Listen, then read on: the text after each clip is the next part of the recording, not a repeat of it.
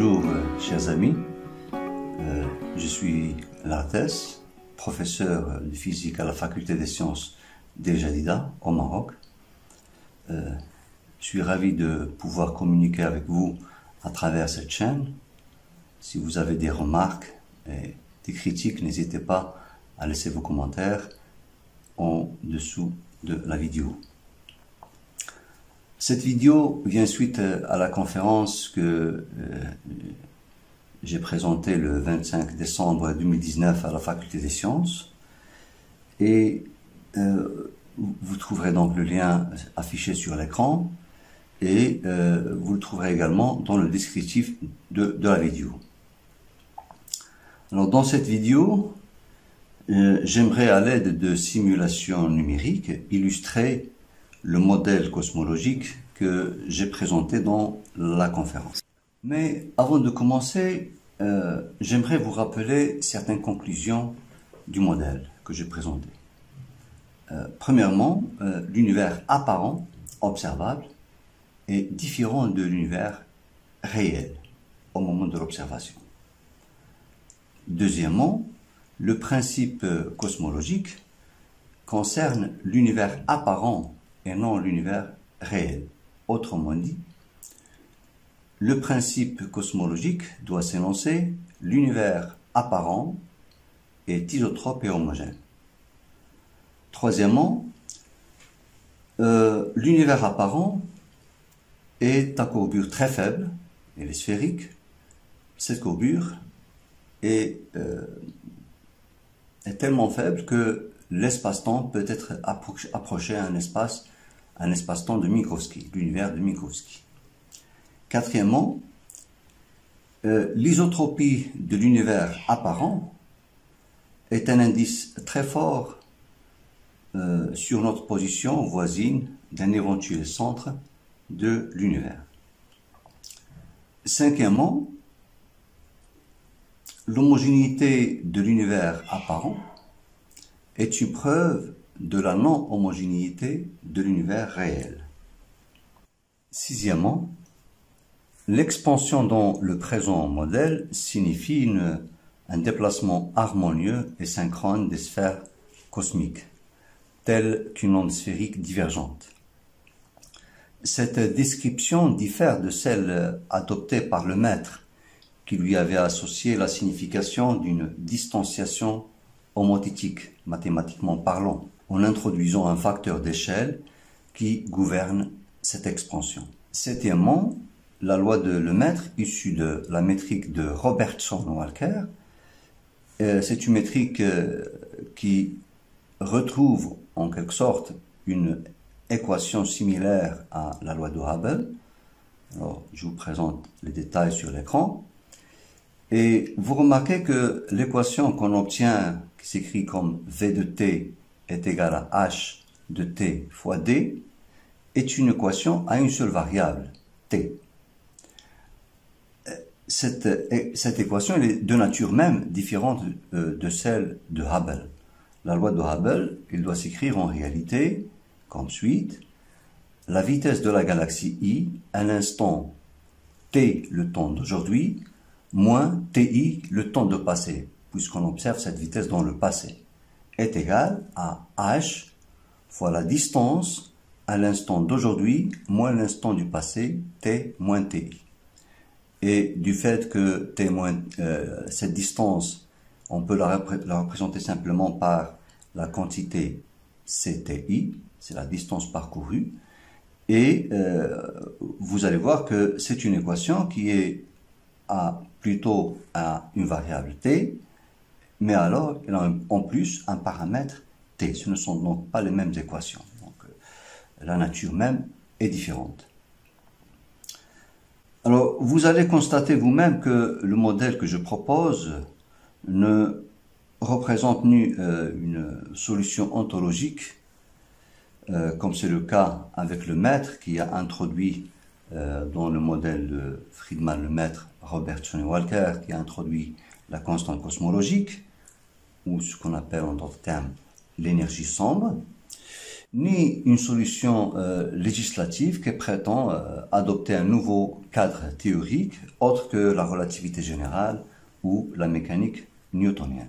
Ce que je propose ne dépasse pas une réinterprétation de nos observations sur des bases théoriques solides, sans pour autant faire appel à l'énergie sombre ou la matière sombre.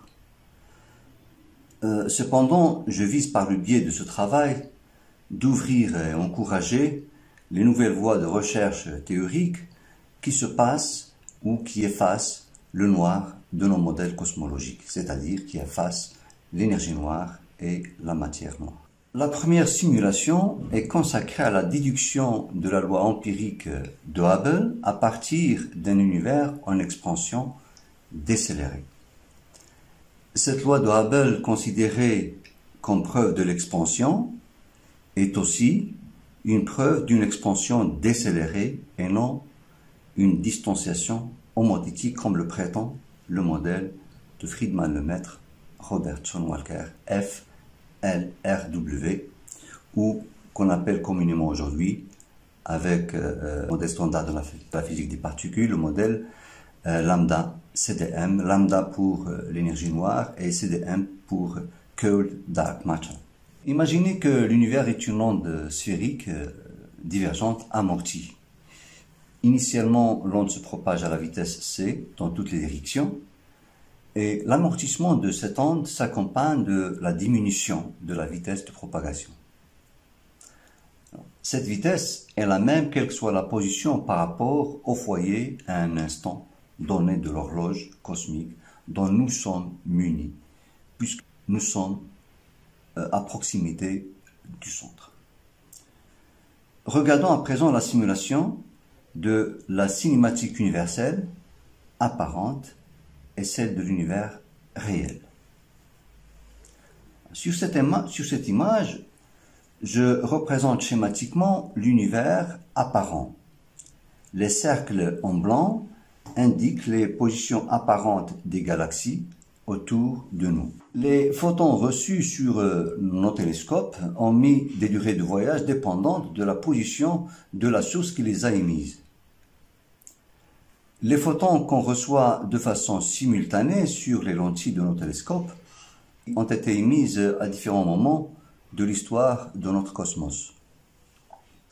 Depuis 14 milliards d'années, la lumière la plus vieille va se joindre durant son voyage après 2 milliards d'années à celle nouvellement émise par des sources localisées à 12 milliards d'années-lumière de nous.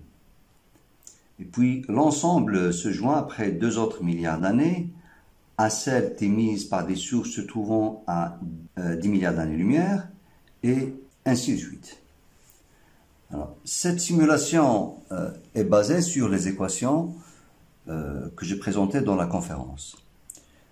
Elle prévoit une taille de l'univers qui va jusqu'à 20,7 milliards d'années-lumière, ce qui est en parfait désaccord avec les prévisions du modèle de Friedmann-Lemaître Robertson Walker, qui l'estime à 45 milliards d'années-lumière. Or, une telle taille signifie que les galaxies, c'est-à-dire pour atteindre les 45 milliards d'années-lumière de rayon, signifie que les galaxies voyagent à une vitesse qui dépasse celle de la lumière.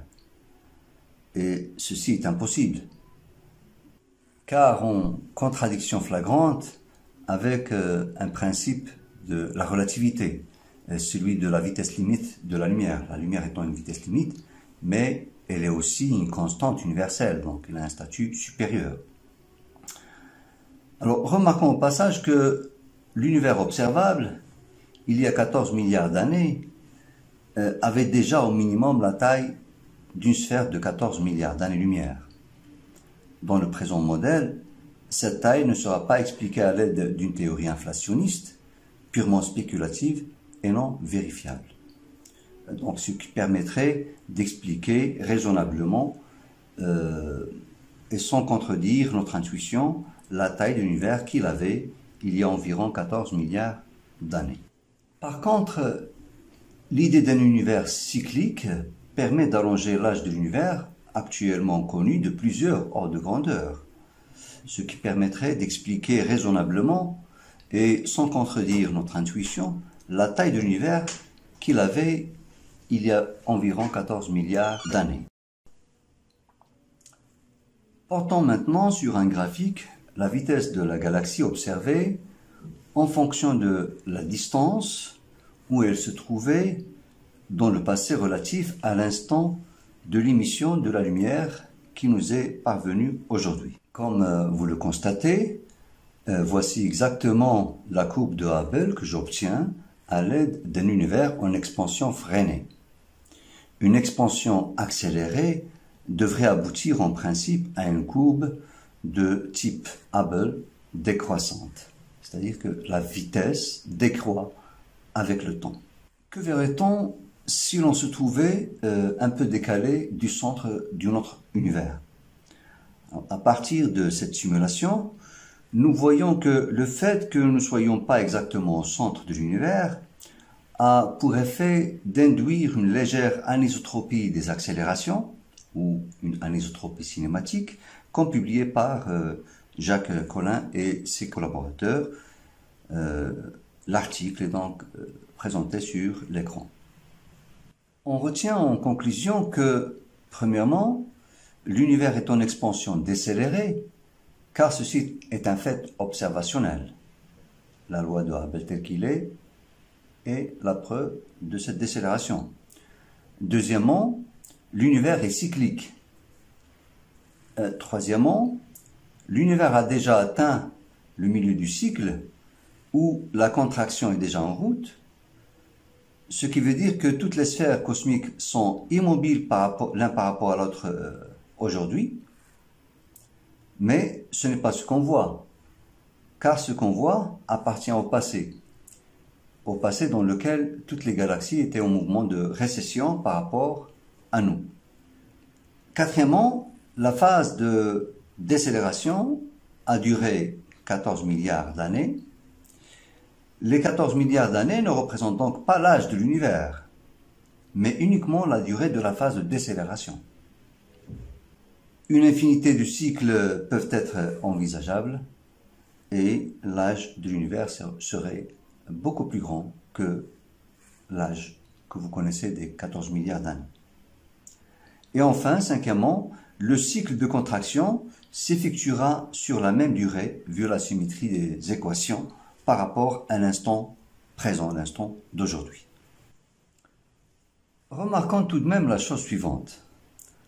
À la fin des années 90, des résultats relatifs aux supernovas de type 1A ont été publiés en 1998 et les résultats ont été interprétés comme une accélération de l'expansion qui a repris il y a à peu près 6 milliards et demi d'années. Dans le présent modèle, il n'est pas du tout envisageable d'adopter cette interprétation après ce qui a été présenté dans la simulation. En effet, ce comportement est une preuve supplémentaire confirmant l'efficacité de la théorie de la relativité au même titre que les lentilles gravitationnelles ou que les ondes gravitationnelles.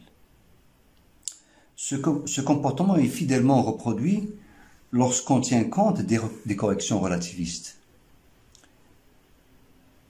Des corrections devenant nécessaires lorsque la vitesse de la galaxie, la vitesse de récession, n'est plus négligeable devant la vitesse de la lumière. Ce qui est en parfait accord avec la relativité générale, qui montre qu'il devient de plus en plus difficile pour un objet matériel d'acquérir de la vitesse à cause de la masse relativiste qui augmente elle aussi de plus en plus. Passons à présent à la seconde simulation qui s'intéresse à la répartition de la masse énergie à travers l'univers. Sur base également des équations présentées dans la conférence, je vais vous présenter une animation qui montre qu'à partir d'un univers réel non homogène, un observateur au centre verrait un univers homogène.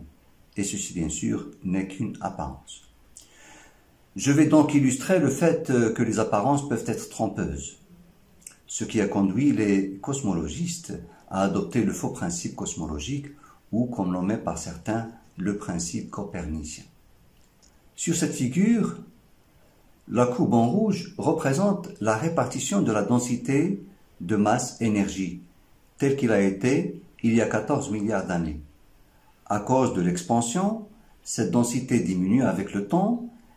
Ainsi, la courbe est dynamique et change continuellement avec le temps.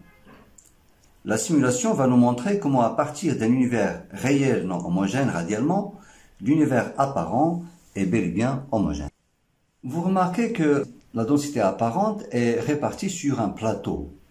Une répartition de la matière-énergie, selon la courbe rouge, conduirait à un univers dont l'apparence est homogène. De plus, vous constatez que sur une sphère de rayon à peu près 500 millions d'années-lumière du centre, la densité est très faible par rapport à celle apparente sur le plateau, ce qui représente une prévision du grand vide cosmique, KBC, au sein duquel notre galaxie, la Voie lactée, baigne. Une des conséquences directes de ce modèle est celle de pouvoir calculer la masse totale de l'univers observable. En effet, cette masse m, mu, est le produit de la vitesse de la lumière fois la constante de Hubble divisé par la constante gravitationnelle g fois le rayon de l'univers au carré, le rayon de l'univers observable au carré. Cette masse est de 184 10 puissance 51 kg. Il y a un très bon accord avec les estimations de la masse visible, bien la masse baryonique, sans tenir compte de la matière noire, avancée par de nombreux travaux jusqu'aujourd'hui. Selon le modèle que j'ai présenté, une masse supplémentaire au-delà de mu aurait pour effet de changer la cinématique apparente de l'univers et produirait un comportement autre que celui décrit par Hubble. En d'autres termes plus directs, la matière noire n'a pas existé. Il faudra explorer d'autres pistes ou imaginer d'autres alternatives autres que la matière noire pour expliquer les grandes vitesses de rotation des étoiles au sein des galaxies ou la vitesse des galaxies au sein des amas de galaxies. En fin de cette vidéo, je rappelle les principales conclusions du modèle, à savoir, premièrement, l'univers apparent est différent de l'univers réel au moment de l'observation. Deuxièmement, l'univers apparent est isotrope et sans courbure. Troisièmement, l'homogénéité de l'univers apparent est une preuve de la non-homogénéité de l'univers réel. Quatrièmement, l'isotropie est une preuve que l'on se trouve au voisinage du centre de l'univers qui présente une inhomogénéité radiale. Ce centre est situé à environ 25,7 millions d'années-lumière de nous. Cinquièmement, ce petit décalage du centre induit une légère anisotropie des accélérations. Sixièmement, la taille réelle de l'univers observable est d'environ 20,7 milliards d'années-lumière, ce qui est en désaccord total avec le modèle de Friedmann-Lemaître Robert John Walker, qui l'estime à 45 milliards d'années-lumière. Septièmement, l'univers était en expansion freinée. Aujourd'hui, la contraction est en route dans l'univers réel, alors qu'il nous paraît encore en expansion freinée du passé. Huitièmement, notre univers est cyclique avec un demi-cycle d'expansion freinée qui dure entre 14 et 28 milliards d'années et un demi-cycle de contraction de même durée. Et neuvièmement, ce qui est considéré comme l'âge de l'univers aujourd'hui n'est en réalité que la durée de freinage du cycle en cours. Dixièmement, la loi de Hubble n'est en réalité qu'une forme très particulière de la vraie loi cinématique de l'univers apparent. Cette loi s'écrit V de t moins ti est égal à V de t plus h di, où V de t est la vitesse d'expansion des sphères cosmiques qui vaut aujourd'hui 0. Onzièmement, il n'a été Point nécessaire d'introduire une sorte d'énergie sombre, d'énergie mystérieuse pour donner une interprétation théorique aussi bien dans le cadre relativiste que la mécanique newtonienne, qui doivent s'accorder en principe si l'espace est euclidien, c'est-à-dire avec une faible gravitation, ou lorsque les vitesses relatives sont faibles devant la vitesse de la lumière, c. Deuxièmement, la densité de la matière-énergie varie radialement selon la forme ρ de R est égal à sigma t sur R fois exponentielle de moins 1 sur R, en tenant compte des effets relativistes. Treizièmement, la masse totale de l'univers observable est M égale à CH sur GRU carré, qui est en très bon accord avec les observations. Toute masse supplémentaire aurait pour effet de modifier la dynamique universelle. En conséquence, la matière noire n'existe pas non plus. Quatorzièmement, le grand vide cosmique KBC dans lequel baigne notre Voie lactée, notre galaxie, est également prévu dans le présent modèle. Et quinzièmement, ayant un centre, l'univers peut être doté d'un véritable référentiel absolu, chose qui pourrait remettre à l'ordre du jour la question de l'éther en physique. Et enfin, avec tous mes remerciements, j'espère avoir parvenu à remplacer chez vous, en couleur, toutes les idées noires de la cosmologie dite moderne. Et à bientôt.